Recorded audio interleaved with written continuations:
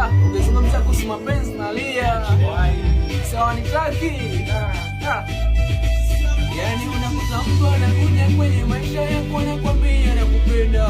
Unamwamini kwa moyo wako safi, mwisho wa siku anakutenda. Hivi mnapenda nini kwani?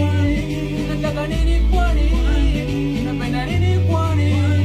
Mnataka nini kwani? Siku hizi nimechange, hisia zimeshakata kabisa.